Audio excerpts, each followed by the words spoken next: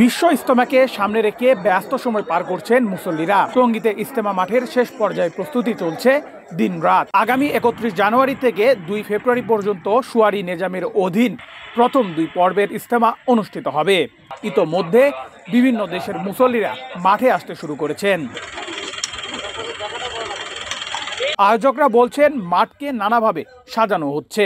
আগে যে কাজ বাকি ছিল সেগুলো শেষ করতেই দিন-রাত ব্যস্ত সময় পার করছেন তারা।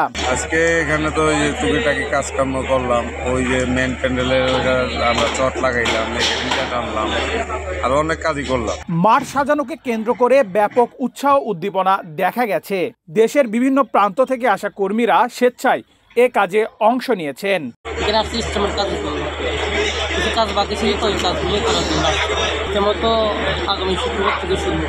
এদিকে গত 15 জানুয়ারি স্বরাষ্ট্র মন্ত্রণালয়ের জননিরাপত্তা বিভাগের রাজনৈতিক 6 শাখা থেকে জারি করা চিঠিতে বলা হয়েছে, প্রথম পর্বের ইজতেমা 31 জানুয়ারি থেকে 2 ফেব্রুয়ারি পর্যন্ত টঙ্গী ময়দানে অনুষ্ঠিত হবে।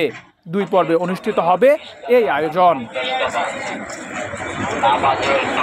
মন্ত্রণালয়ের সিনিয়র সচিব এবং সুয়ারি নেজামের মুরব্বীদের উপস্থিতিতে ইজতেমা অনুষ্ঠানের বিষয়ে সর্বসম্মতিক্রমে সিদ্ধান্ত নেওয়া হয়েছে একথা উল্লেখ করে চিঠিতে আরও বলা হয়েছে, সুয়ারি নেজামের তাবলিগ জামায়াত বাংলাদেশের অনুসারীরা 2 ভাগে ইজতেমা অনুষ্ঠানের পর 6 ফেব্রুয়ারি বৃহস্পতিবার মাগরিবের ওয়াক্তের মধ্যে ময়দান প্রশাসনের কাছে হস্তান্তর নিশ্চিত করবে। চিঠিতে সুয়ারি নেজামের Maulana Mahfuzul Haque, engineer Mahfuzul Hannan, engineer Anisur Rahman, engineer Asman Ali সহ 4 জন মুরব্বীর নাম উল্লেখ করা হয়েছে।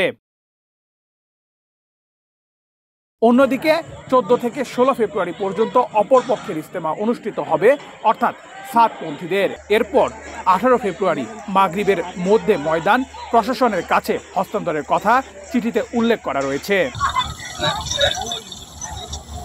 নেহাল আহমেদ প্রান্ত, বাংলাদেশ প্রতিদিন।